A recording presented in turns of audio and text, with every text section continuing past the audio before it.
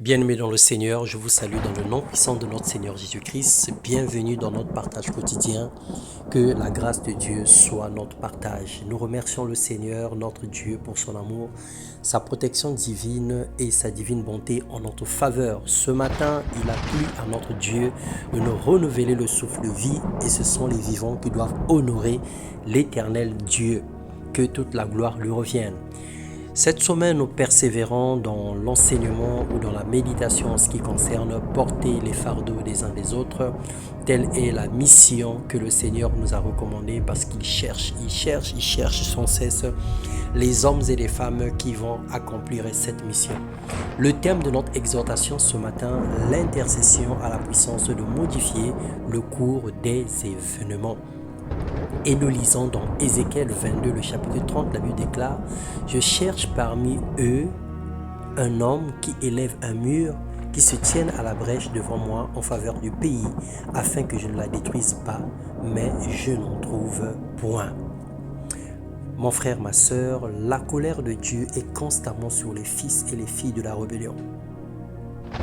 Sur les hommes et les femmes qui commettent des actions mauvaises, des actions destructrices, des actions honteuses. Le Seigneur en a rage de voir son peuple se détruire tous les jours, son peuple rentrer dans des pratiques, dans des choses qui ne l'honorent pas. Et cette colère anime le cœur de Dieu à vouloir détruire la terre.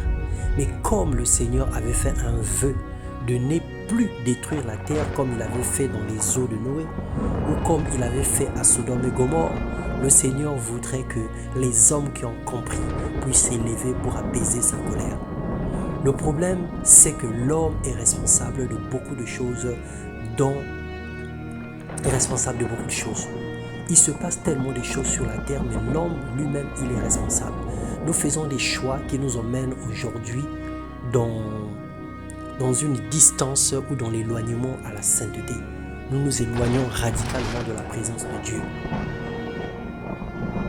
Dieu, dans sa loyauté, ne peut pas forcer le salut à qui que ce soit. Il suggère, propose et convainc les hommes et les femmes à changer de mentalité, à se convertir, à se tourner vers lui en se repentant de tout mal. Le Seigneur nous convie, nous invite, il nous suggère, il nous propose avec amour. Dans la grande détresse, Dieu peut utiliser sa souveraineté. S'il y a raison de le faire, bien sûr, Dieu peut utiliser la souveraineté de sauver une personne qui n'a pas demandé le secours. Une personne qui n'a pas demandé, le Seigneur peut le faire dans sa souveraineté. Mais ça reste un cas particulier. Certainement une personne autour, un frère, une sœur autour de cette personne avait payé le prix, avait fait alliance avec Dieu. Souvenez-vous d'Abraham qui avait l'alliance avec Dieu. Et à cause d'Abraham, Dieu a sauvé son neveu Lot. Ça, c'est la souveraineté de Dieu. Le Seigneur peut manifester sa souveraineté. Sinon, il attend à ce que quelqu'un parle, qu'une personne crie ou sollicite son bras puissant en faveur de la famille, en faveur de la ville, en faveur de la nation, en faveur d'une situation quelconque ou particulière. Le diable travaille chaque jour pour nous montrer combien Dieu n'existe pas, combien nous souffrons sans qu'il ne fasse quoi que ce soit. Mais en réalité, Dieu attend que quelqu'un parle, car lui-même, il respecte sa parole.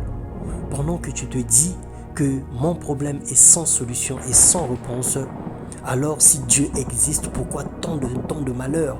Si Dieu existe, pourquoi tant de souffrances? Effectivement, ces souffrances existent parce que personne ne parle à Dieu. Personne ne touche le cœur de Dieu.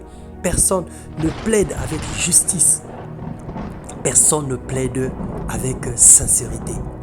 Dans Nombre 11, le verset 1 à 2, la Bible déclare « Le peuple murmura et cela déplut aux oreilles de l'Éternel.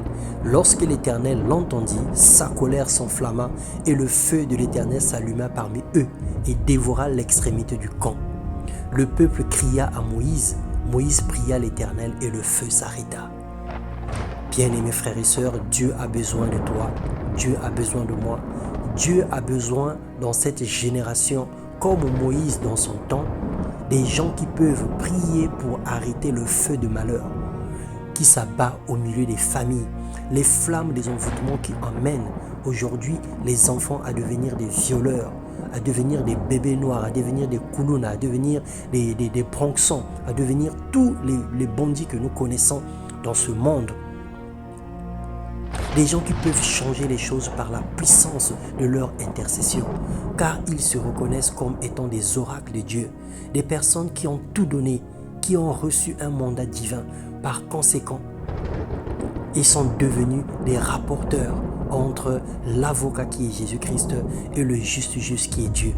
Ces personnes qui formulent les besoins, les sujets et les soumettent au contrôle du juste juge par le biais ou par l'intermédiaire de Jésus-Christ, qui est bon et compatissant envers tous les hommes, qui n'attend pas les justifications, mais plutôt les supplications et la repentance dans la grande humilité.